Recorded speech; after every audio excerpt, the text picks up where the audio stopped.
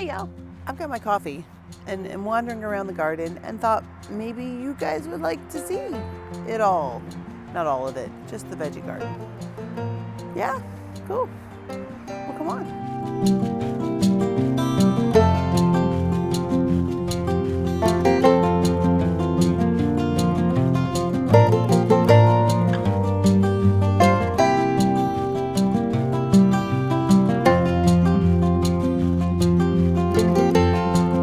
Hi, friends. Welcome back to the Lloydstead. It is, I don't have my watch on me. It is the day before the solstice. And yes, I am wearing a sweater because, yeah, it is upper 50s, low 60s out here. Crazy times. But I am wandering around the garden like I often like to do with my cup of coffee in the morning. So I thought, let's take you guys with me. I have been putting off a little garden tour because things don't look as good as they could. But if you're watching this channel for perfection, now is as good a time as any to break it to you that that's not what we do here. So here we are. I am just going to do what I call the productive area of our little homestead. I will show you guys all the more aesthetic areas, I guess, later on. So I'm standing beside my greenhouse right now, and I've got behind me lots of stuff that still needs to go in the ground.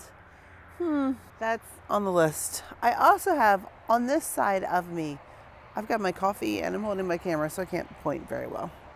Actually, I'm going to flip you guys around. This is what I like to call the giant mistake of a bed. A few weeks ago, actually not even a few weeks ago, it's probably been a couple months ago, I transferred blueberries in here that had been happily growing in pots. And my friends, do you see any blueberries? They're in there, I promise. But the mistake was I planted feverfew, catnip, and actually I guess this is all catnip. It doesn't look like I've got any anise hyssop left. And these guys are notorious thugs, but I didn't realize. I just didn't realize, you guys. Look, there's a blueberry. See him in there? And he doesn't look too unhappy. He does need some acidic fertilizer. I had always planned, maybe not always, but when Dave built me this bed beside the greenhouse, I had planned on putting blueberries. It stays fairly shady over here, but still gets a little bit of light. Just not quite enough to do a lot of cut flowers, and we don't have irrigation to this bed. So I thought about sticking the blueberries in, and this is a classic. Plants are a lot smaller when you plant them out. And so the feverfew and the catnip they've done their thing. They've done what they do. I will say I have loved this feverfew as filler in some early season bouquets. It has been lovely to have. Anyway, if I talk this much about every bed, we will be here a while. Let me show you. There are my strawberry plants down there that have been eaten. They're not doing the best. We do ultimately want to put those in a bed as well, a little raised beds. Here are some fun little things. This is a lime tree, and he's got chlorosis. It looks like, and I need to figure out exactly what he wants. And this is a little fig tree that I got on sale for like $4 at Tractor Supply early in the season, and that's fun. At the end of this bed, I've got some black-eyed Susan, or some rudbeckia, and some coneflower to, just be pretty and draw in pollinators. I have a pot that has some of my lilies in it. You can see that I've cut a bunch. I cut 4 of the 6 of them in order to make some bouquets and early season arrangements. So yeah, I like lilies in pots because I didn't love lilies at first. I'll be honest, I don't like the smell of them. It's true. Oh, I'm distracted by David. Look, y'all will see him? There he is. There's David getting his notes together for the day. There he is. Anyway, I do have plans on putting all of my lilies over there next to the plum trees and keeping them all together and maybe doing more. Yeah, that's the goal. I also have dead things in some pots because that's how I roll. I did put the shade cloth over the greenhouse just yesterday because it gets toasty in there this time of year. And it's a mess right now because even though it has been a very cool late spring, it's still too hot in there to stand in there and work without the shade cloth. So now that I put the shade cloth on, hopefully it will be comfortable to work in. More things that need to go in the ground. And some old arrangements back there that need to be composted. Told you, it's a mess. All right. Walking over, we'll do the beds in numerical order because our beds are numbered. If you have watched a couple of our videos, you probably know the lay of our garden, so I won't go over that. I might play with the drone a little bit so you guys can see the overhead shot. We did promise in one of our videos where we talked about the irrigation, we did promise that you guys would see the after in terms of taking care of all the weeds that take over the pathways in the garden, and they've been taken care of. That was David. He actually took off a couple days, put down cardboard, put down chips, pulled up all the Charlie and wild strawberries because they're the biggest creepers in our garden, and so it does look nice. Behind me, right here. That is a Methley plum. It has yet to do anything, but it will do. It will do. We planted him in the fall of 20. In 21 was when we had the cicadas. Lots of cicadas. Oh my goodness. And he was set back a little bit. Obviously he survived, as most things do. I actually planted 2. Methley plums don't need a pollinator partner, but they benefit from it. So I did have 2. And notice I don't anymore. He was right about there. Yeah, not there anymore. Okay, bed number 1. You guys can see my my apple trees. They actually are due for a summer pruning. I summer prune to control size. I winter prune to control shape, and they need their summer pruning. Real quick note about the apple trees. Oh my gosh, this might be a long video. No, it won't. I'm gonna speed up. 1, yes, I have them planted too close to my raised beds. Silly me. It's annoying, but I did it to myself. 2, they're not on dwarfing rootstock. So they are big, but they are not fruiting yet. And I believe it is because you can see they look beautiful and healthy. It is because I think they're on standard stock. If they're not standard, it's semi-dwarf. It's been a minute. It's been 6 years since I planted them, maybe. So I'm expecting fruit next year. We'll see. Anyway, that's the apple trees. This is bed 1. This is actually the bed that I kind of thought, oh, let me clean that up before I show people. But no, this is life, y'all. This is another example of feverfew gone crazy. I got some yarrow. I've got some chives down there struggling. I've got some chamomile because I was not thoughtful and thought I could plant a little tiny plant in here, and it self-seeds like a monster. Long story short, this bed, you can see a whole host of things that like to self-seed, as well as some of the weeds that we struggle with. There's some of the wild strawberries, and I'm not angry at wild strawberries, but I am when they creep into my beds. And this guy, I need to pull him out. See him? That is morning glory, or I believe in the UK people call it bindweed. I don't have a ton of it, but when I see it, I try and make sure I'm good about pulling it. There are a couple lettuces that have bolted, but we're happy to pluck off the ends and feed it to the rabbits. There's some cornflower or some bachelor buttons. Things have lots of different names. That self-seeded itself there. I don't like him. I don't like him. Bachelor buttons have a place, I feel.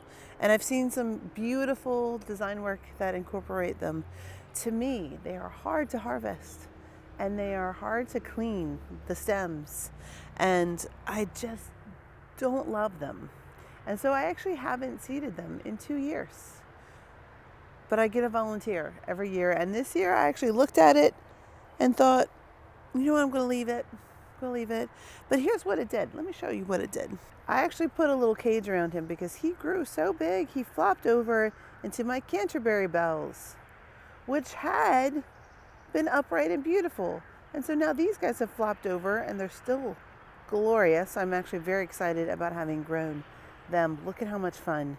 Yeah, they just made a mess of things. This is a parsley that also self-seeded, and I need to yoink him. Some Dara Ami, which I actually really love in bouquet work. I did seed him on purpose. Calendula, that self-seeded. And these are all the lettuces that I allowed to bolt. I harvested a good bit. That's why there's this big empty patch. See, y'all, it's so ugly. It's so ugly. We're starting with the ugly one first. And bolted lettuces and larkspur, which has been glorious. It is definitely at the tail end now, but I will absolutely grow him up next to the trellis again. I have loved him next to the cattle panel trellis. A running theme in my garden that you guys will see is that I'm really bad at supporting my plants, and you're going to see it over there as well. I'm just bad at supporting my plants. I think I've got some things down, but I always underestimate how much support they need. And larkspur last year was the first year I had grown it. I fall sow my seeds. I direct sow them, but I fall sow them, and they grow into tiny little plants, and I don't ever think they're going to survive the winter, and they do this in the spring, and they are glorious. And I do like them in bouquets. They do drop their petals very quickly, but I think they're glorious. And I've loved this display. So this year, I planted them up against the cattle panel, actually not really thinking that it would help support them that much. But between the hoop, because you guys can, hopefully you noticed, these hoop structures, which I use to cover the things that I fall sow to extend the season a little bit. That hoop has helped the larkspur stay upright and beautiful, which has been nice. While I'm on that subject of cool flowers that I direct sow in the fall, the larkspur I direct sowed. The larkspur I direct sowed in the fall.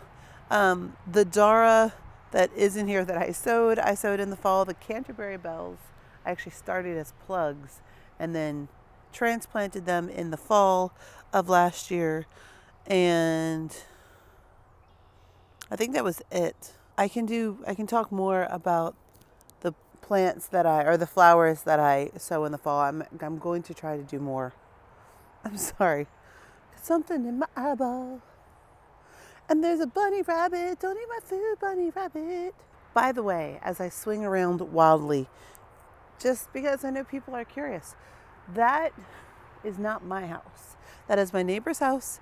It is very, very close to the property line. I try to avoid showing it too much because privacy, it's not my property. So, yeah.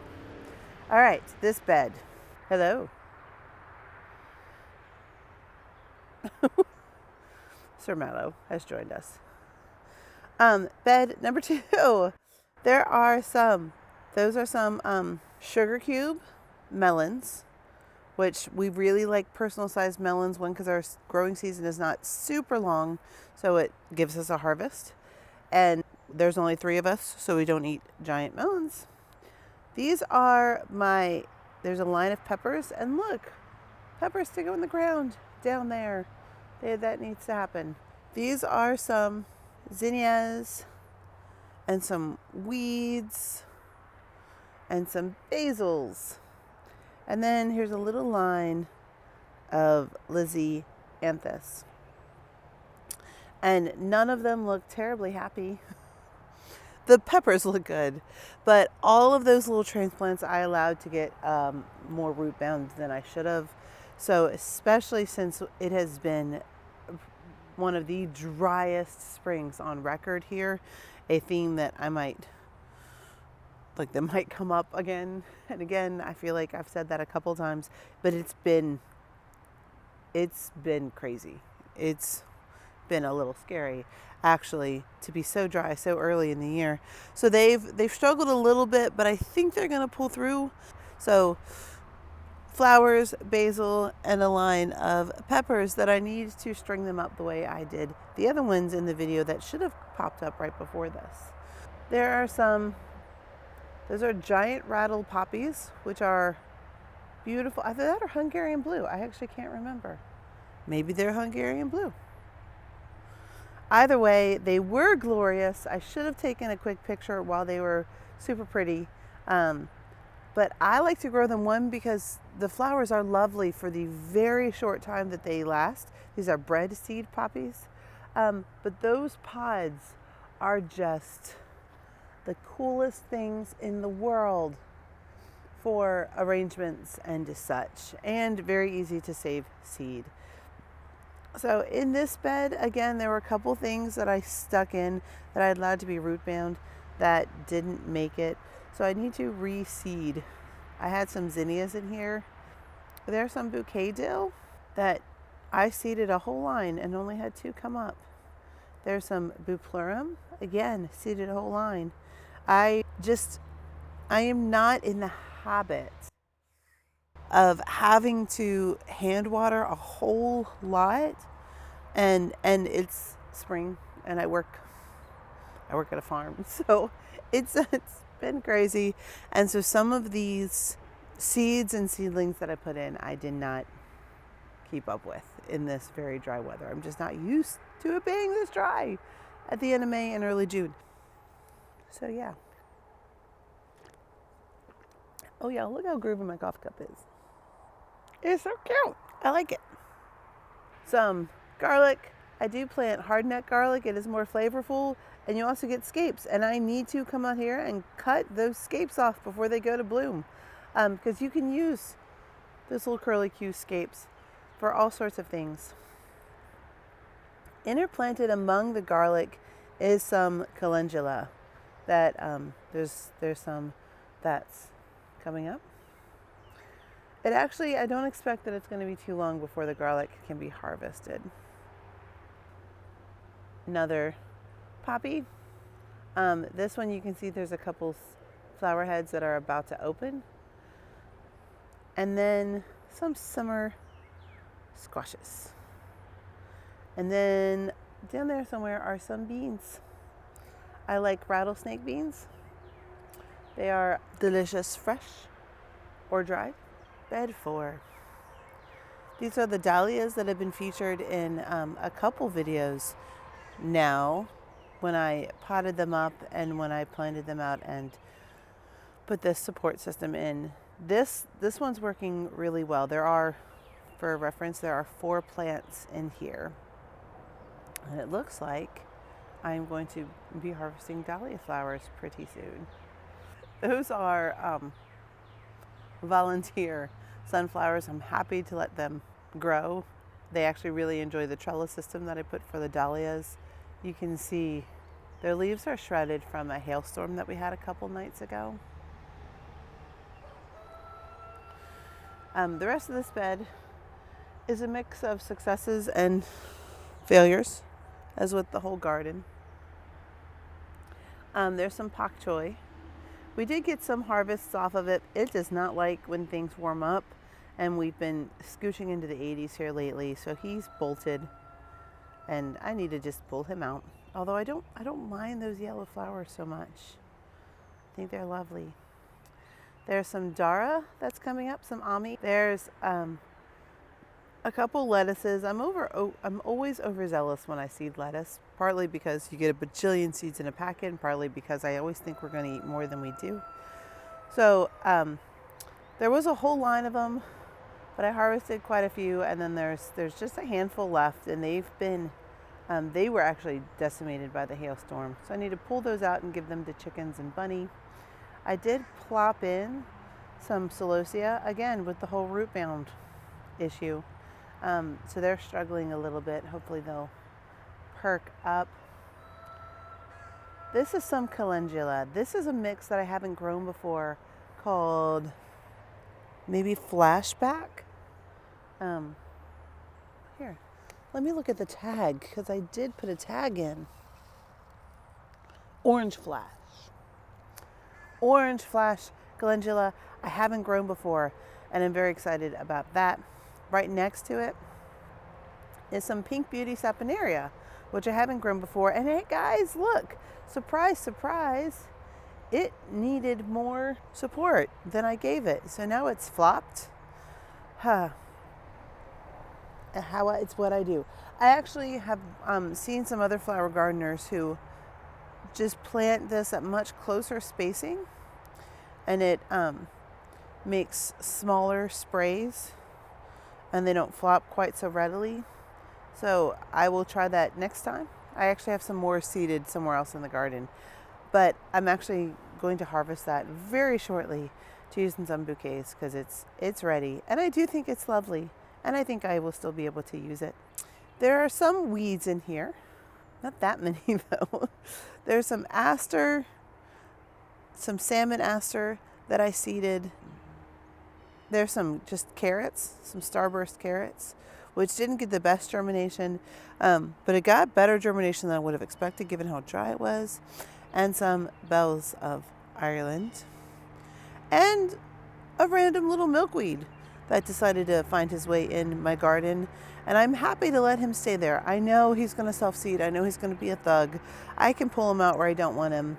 But we actually have had milkweed in other areas of the garden that I didn't love. I know he's so good for monarchs. I know. And I love when I see all the baby caterpillars on it. But here's the thing. It was next to my front door. And the caterpillars do what caterpillars do.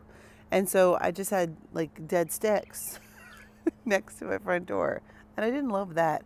And I've tried to seed milkweed elsewhere in the garden, and it just has not taken. So I'm happy to see this here, because in this garden, as much as I like to try and keep it pretty, it is pretty, right? As much as I like to try and keep it pretty, it's still just a productive garden. So it's okay if I have milkweed that's been eaten. So cheers to you, milkweed. Moving on. These are some pollenless sunflowers that I seeded quite a while ago. Vincent's Choice. That's the name of this variety. I have not grown that, but it's a hybrid. Some bronze fennel that I really like. One, because it's a perennial. It's pretty here in the garden. It does taste lovely, has that anisey flavor, but it is also lovely in bouquets and arrangements.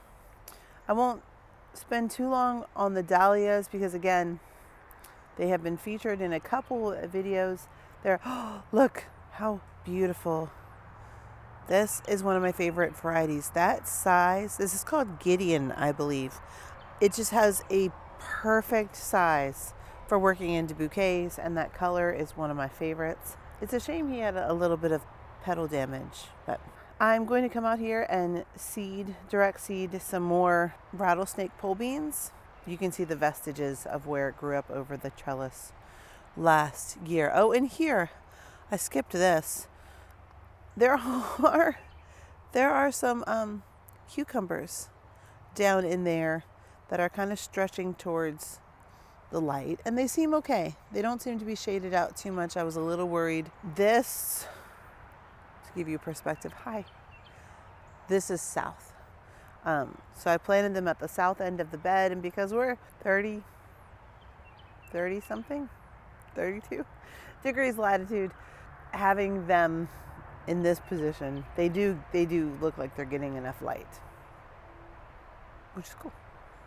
I am so looking forward, let me stand back. I am so looking forward to when the beans and the cucurbits all scramble up these trellises, because it really is kind of magical. All right, tomato bed. Again, I'm going to direct seed some beans there. Probably today. I actually have a lot on my to-do list today. They also got, some of them got worse damage than others from the hailstorm. This one lost his top. So I'm glad it has a sucker coming on. And he should be okay. Some of them lost some leaves, but for the most part, they actually look okay from that crazy hailstorm.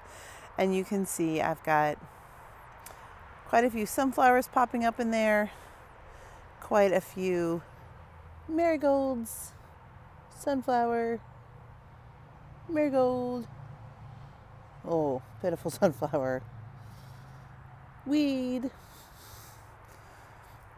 Yeah, this is one of my cut flower beds, my snapdragons, which have been producing beautifully, but again with the trellising. Oh, look. Can you guys see him? See that terrifying little creature in there? That's a baby assassin bug. And they are super good to have in the garden, but they scare me. At one of my former jobs, I worked with an entomologist. No, etymologist. Does it have an N? One of them's words and one of them's bugs. Editing Becky, help me out. One of those. I worked with one of those. And he would pick up all the bugs and love on all the bugs except assassin bugs, because he talked about how painful their bite was. And now I'm scared of them. Because anytime a bug scientist is scared of a bug, that means something. He did recognize, and I do too, that they are one of the most helpful bugs in the garden. They are called assassin bugs because they eat all sorts of things, including glory bee stink bugs. So I am not sad when I see those little babies, but they do look vicious and they make me nervous. Okay, back to the flowers. Snapdragons, I did seed some sunflowers in there as well. I just stuck some seeds in the ground and they're looking okay.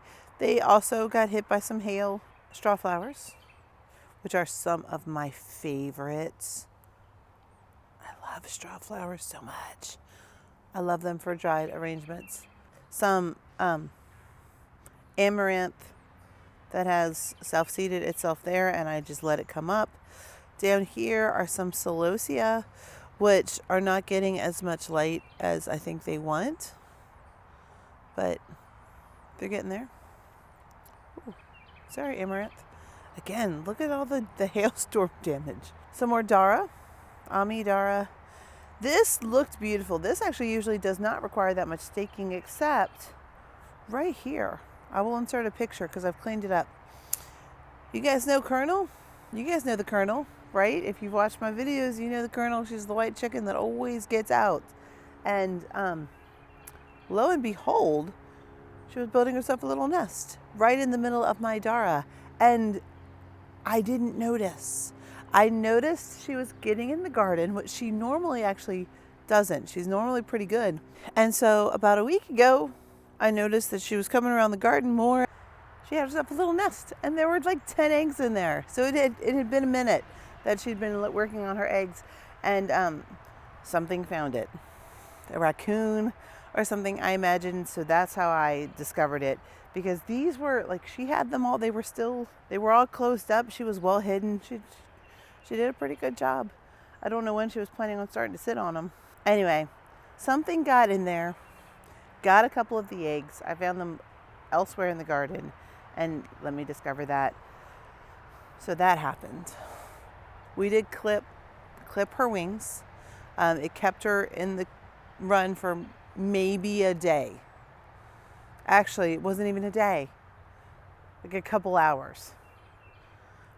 We just didn't clip them aggressively enough. Squirrels. And I didn't even mean that as a joke. There really were squirrels. I really was distracted by squirrels. Oh, focus.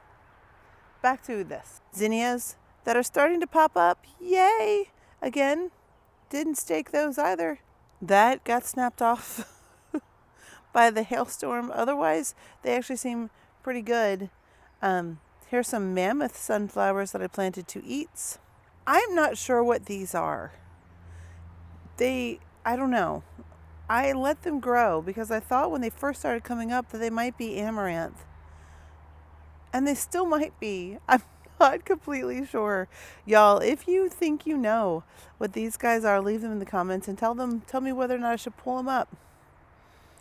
Because they're only here. There aren't other weeds that look like that in the garden. And I know I've grown amaranth here before. I don't remember. Okay, moving on. This is my little pile of volunteer rattlesnake pole beans. Happy to let them do their thing here. They're starting to come up the trellis, which is fun. Here are 8 of my peppers that are featured in another video, so I won't talk too much about them. I have a couple eucalyptus tucked in the back of this bed. There are some zinnias. There's some more zinnias and some celosia. And then maybe a little gomphrena down there, all of which I stuck in as plugs. These guys weren't quite as root bound, so they look like they're going to be okay. There's a nasturtium that I just stuck in there as well. While I'm over here, instead of going along the raised beds, let's talk about this bed real quick. One, you can see my my plum in the background, which you will have seen if you watched me pruning stuff. The damson plums are beautiful this time of year. Let's walk over here and actually see them. The very cool weather. Look at how much fruit. They are so pretty. I love these trees. This is another volunteer sunflower, which I'm happy to let hang out here. Sunflowers are one of my favorite pollinator bird attractors in the garden. I've mentioned in other videos I plant the pollenless variety for cutting, but I plant pollen-full varieties for birds and bees and me. I love sunflower seeds as a snack. There are some weeds in here, but there are also some what's called Job's tears that I'm trying for the first time. There is some that is some gomphrena that I just stuck in there that actually seems to be holding its own. This area does not get irrigation. Jewels of Opar, which does not mind it drier at all. Eucalyptus, which also does not mind it drier.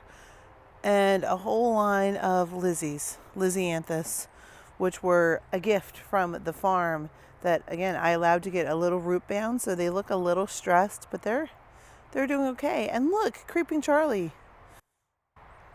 I grow lots of that. All right, 2 more beds. Next up on the Graded Parade. There is some Dusty Miller. First time I've ever grown that. What prompted me to grow it is how beautiful it looks dried. So I'm excited to try that dried. I actually want to seed some more, to succession some more. It's getting close to too late, but I think I've got time. Some more dianthus, because I didn't know what it was when I was given some seedlings. And so I stuck it in, and so there they are. That was silly of me. This is more Vincent's Choice sunflowers. You can see they're actually getting very, very close. This was one of my first successions of it. Very excited about that. Some zinnias, Bells of Ireland, one of my favorite fillers ever. This is some more of that Pink Beauty Saponaria, a later succession of it. I might come out here and stake some of these. I might do. And some more of those Lizzianthus. I was gifted a whole tray of them. So that's why they're tucked kind of everywhere. And some basil, some cardinal basil, I believe, is what that is. And again, some more of my cucurbits. That's some more sugar cube melons. And last but not least, we'll look at my pea bed, which is just glorious. This is my next job, is to come out here and harvest some more. We've gotten quite a few harvests off of this bunch, but I need to do more and freeze some. But I will show you, there are some sweet peas that are just starting to take off. I know it's a little late, but they're just starting to take off and scramble up there. Buried underneath there is a tomato plant. So yeah, some mammoth sunflowers, some spring onions, some weeds, some volunteer tomatoes. Down in here, you see that squash? That's a birdhouse gourd. There are 3 of them planted in the middle of these peas. And I know they don't get enough light right now, but they will do when I pull these peas, which should not be long, maybe 2 weeks. 4 varieties of peas. We have my shelling peas. I grow dwarf arrow. These are sugar snap that I can't remember the name of. The shorter guy is called Sugar Ann. And down there, the tallest of all is Mammoth Melting. There's a bird in my greenhouse. I just saw him come out. No, he's not out yet. All right, let me go rescue the bird from my greenhouse and let you guys go. I've got 1% battery remaining. So thank you guys for coming and hanging out in the garden. Hopefully it wasn't too much of a mess. And I look forward to seeing you guys again at the Lloydstead. Bye.